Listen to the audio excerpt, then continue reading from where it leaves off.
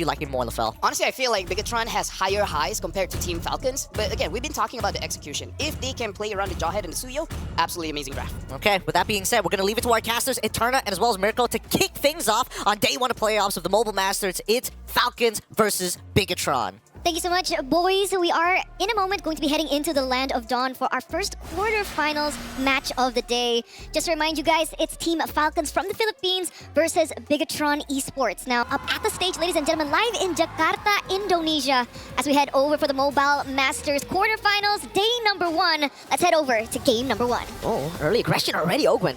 Getting the knockup. Luke coming down as well. Let's give it the Blazers. Locking Ogwin down for a bit. Good Sanguine Claw to disengage for Team Falcons. Brgetron Esports are back to farming. Annabelle with a killing spree. Ogwin, has already used that flick.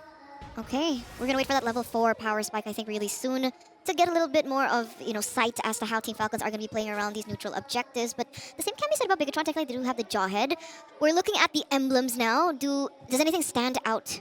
This is a safer path, I would say, for Iman, going in for the weapon mastery on the Irithel. I think for the most part, we are used to seeing Iman go for aggressive master assassins in lane, especially when he knows that he has a lane advantage. Here on the Irithel against the Granger, you would expect him to go for master assassin, so the fact that he's gone for weapon mastery means that, he's taking it a bit safer. He wants to play with the team instead of going in alone. And technically, I think he also knows that at the end of the day, he's going to be that guiding factor. Wait a second, already rotation onto Flapteezy in the top side. Should be able to get out, so just a little bit of damage protruding onto him. I don't think that's going to force a recall, so I think Brgetron, we're looking for a way to have a bigger say as to how these neutral objectives will go. Okay, for the airstrike coming down as well up top. It's going to be a full dive, but it's going to be first blood over from Miranda. Annabelle walking up, gets the Soul Sever count. Teasy taken down too. A good start for the Red Robots. That's huge, right? This means they have full control over the neutral objective. So despite them unable to get Flapteezy earlier on, the way that Team Falcons re-engaged into that wasn't as great, and now they're going to lose control. It was a questionable initiation. Unstoppable force. Good flicker out from Flapteezy. Time's revenge again from Ogwin with the rage too, but there's no one there to follow it up. Luke's still able to disengage. And 2 times now we've seen Ogwin tunnel vision to look for Luke of all members. Is this... Wait a second, Light? Ejector, Blade Surge, another kill to Annabelle. 2-0 up now, BTR. Wow, 1,000 gold lead already in the first 3 minutes of the game, and this is what we were talking about earlier on. For the airstrike onto Few. Oh, what? A solo kill for Moreno in the mid lane. Wow. Moreno on this Barca has been delivering 2-0-2 so far. And again, right, going back to the way that we were talking about Falcons, the fact that Brgetron Esports are the one that's holding on to control in this early stage of the game might be imperative to how BTR take this. Let's hope they don't go for the tilt. We do see a charge coming through from Ogwin. Doesn't necessarily commit onto it. They're waiting patiently though, but Brgetron still holds that 1,500 gold lead. What a phenomenal start to the game from Brgetron Esports. All of us were talking about, again, Team Falcons having the edge in this matchup, but BTR, again Luke, able to get the ejector there with the help of Light. Gets the punch down and now a kill. It feels like a completely different team to what we saw in the group stages, Eterna. They woke up and chose violence, right? They're proving everyone wrong here. 2,000 gold lead now for Brgetron Esports. They had a very, I would say, risky draft with them, going for the Farsa, but I guess when they're making skirmishes like this, where they're not committing to a full 5v5 team fight, the dive that Team Falcons had onto Brgetron Esports doesn't necessarily pose a risk to what they're doing. And we can see that happening all over the map. It's always been Moreno and Light looking for kills with Luke as well. It's also reflected onto their KDA, and I think Annabelle should be leading 1 level, by the way. Oben's charging, but the turtle has just been bursting. Now Oben still decides to go in, gets pinned down now, but BTR... You would expect BTR to go in there. When you see a questionable engage, you think BTR probably going to take it, but they don't.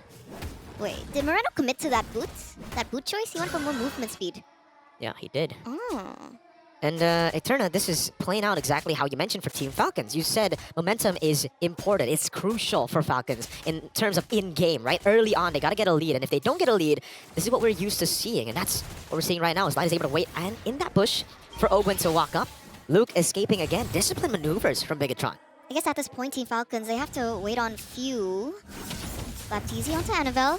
Annabelle's not having the best of time as well on his rotations. I think it's been fine.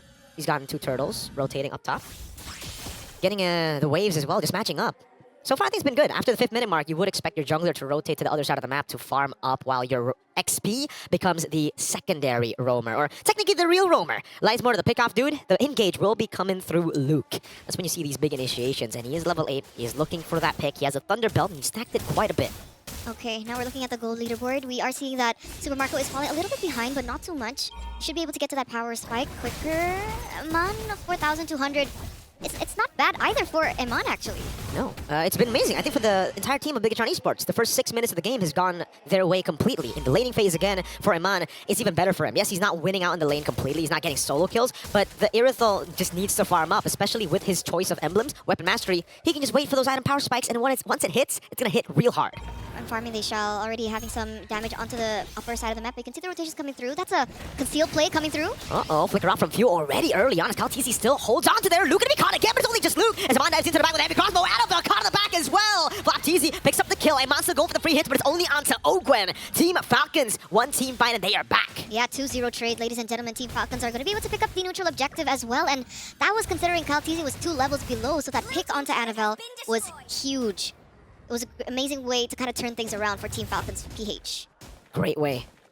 Initially, you saw again Ogwen target Luke in the skirmish, but it was kind of a distraction for the rest of the team to just pile onto Annabelle. Well, BTR again were scattered. LaFell did mention this. When BTR get the lead, they want to play for those scattered team fights, and that's what you get when you get read out, right? Falcons PH were able to just stick as a unit together and focus down these members before Brgetron could take control. And you can see now Eman just farming it out in the bottom side of the map. There's a rotation coming through from Team Falcons. Super Marco going to be able to pick up that turret, but it should be traded back by Irithel, by Eman in the bottom side of the map. So again, both of these teams are playing it well. They're utilizing their macro. Brgetron builds. Alright, let's take a look at the item builds. That's the Haas Claws with the Windtalker. So prioritizing a bit more mobility over the usual early power spike for the Irithel, right? You would expect Haas Claws, Berserker's Fury. That's a conceal from Light. Ogwen's in the bush, reads it out, pops the conceal. Light's gonna be looking for it as well, but won't be able to find it. So Team Falcons have read out their rotation completely. Ogwen goes in for Charge Revenge. Luke will be able to go for the pin down with Fist Crack too. A lot of resources placed down the ejector to disengage. Kaltisi obliterated Eman there, and now the shots are coming down with the feathered airstrike, locking out to Kaltisi. It's Flap going in deep to cancel it out. And that's the damage from the Lucas. This is one of the heroes that have been highly contested pick for Team Falcons. Kaltisi has utilized this multiple times, and you can see the comfort really reflected through his playstyle. Eman gets completely shattered out. Team Falcons are going to be able to pick up that turret as well in the mid lane, and they should have one member up, as they are going to be the ones to be able to get to this Lord first. Light is in the vicinity, looks for some information, but Team Falcons don't necessarily go for the commit here. They needed to clear in that bottom side of the map first. Annabelle level 13. Meanwhile, Kaltisi is at level 12, so Annabelle has a little bit of an advantage when it comes down to the 50-50. And the gold lead is getting crazy for Super Marco. That 1,200 gold lead that you see for Team Falcons, mostly it's on Super Marco, who's currently 2,000 gold ahead against Eman. But the airstrike gets used up onto Flapteezy of all people. Fist Crack 2, Light goes in for the ejector. A big blunder for BTR. Ogwen walks in, Light is down. And it's Super Marco who gets another sack on the Sky Piercer. Those were a lot of resources utilized only to take him down. And Team Falcons, they know it. They were able to turn things around, take Light out. But it seems like Kaltisi doesn't want to go for it just yet. Focus on getting the purple buff first. Wait a second, that's a catch. Uh-oh, Tar's Revenge and the Rage plus everything there. Both the L's of BTR taking down Light, and then Luke, a free lord over to Team Falcons. Unfortunate stuff for Brgetron. 2,000 gold lead in the first, 5 minutes of the game, and now we're down to 10 minutes, and Team Falcons are the ones holding on to the advantage. 2,000 gold lead for them. They have a lord on the way as well. Very, very messy team fight. And this was one of the things that we did kind of mention during our pre-show and, leading to this game. The fact that Brgetron Esports in these team fights, what's the call? They're so scattered. The allocation of skills as well has been a problem throughout the Snapdragon Pro Series Mobile Masters. And the same problem is what we're seeing here in this first game. Going into Flapteezy, again, we saw a very clean Brgetron in the early game. Yeah. That was actually the uncharacteristic BTR. Right now we're seeing more of the BTR we saw in the group stages. Very indecisive, making these desperate plays out of nowhere as well. And we saw that up against Flapteezy when the gold lead wasn't that far off. It was only 1,200 in total for Team Falcons. They decided to jump in and all in onto the guy the Falcons would want you to all in on. Now, the airstrike already opened up. Gonna be able to clear the wave. There is still... Okay, the shield goes down. Wait a second. Two-man stun from Luke. No one there to follow it up, though. Disconnected. BTR Eman! Very low. Gets shot down by Super Marco. Threading the needle, finding the shot. Just barely out of range, but catches it with the Sky Piercer. And that's a double kill given over to Super Marco as well. He's sitting at 5-0-2. Look at the gold lead instantly go higher for Team Falcons. The charge is there. Another Feather Airstrike, this time to clear out the wave. They'll be able to do so, but they won't be able to keep the turret in the mid lane alive. Now again, it's Super Marco walking up. Rhapsody, that's Sonata, another base turret falling to the hands of Super Marco as Annabelle is left to just go and clear out those waves. First Lord, 2 inhibitor turrets. Super worth it now for Team Falcons. What is the... Why? He was looking for a play there, you know, a comeback play, but the rest of the team was not. It's the disconnect of Brgetron Esports. Always. We always see that happening. Either it's on Light or it's on Luke, but it's always these two players that seem to be not on the same page. Again, I don't know if it's a call thing, I don't know if it's a communication thing, but they don't commit to one another, and this is the result that we're getting, right? Very scattered team fights.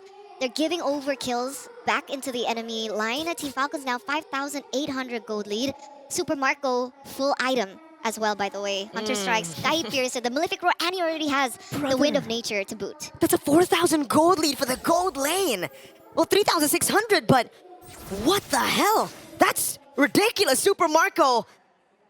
Wow, Wind of Nature already, Sky Piercer, 4 sacks probably already? Let's see how about the Malefic Roar, so even the front lines won't be able to take this damage from Super Marco. At this point, Few, Kaltizi, they're just supporting damage. It's all about Super Marco as we get into the 13th minute of the game. And right now, Amon has to clear that top side turret as well. The minions are still pushing in favor of Team Falcons PH because of the lack of inhibitor turret. Wait a second. Again, you can see Ogun walking up, able to find Light there with Times Badge and the ring to the back line. It's going to be a flicker up from Miranda. Luke gunned down by Super Marco.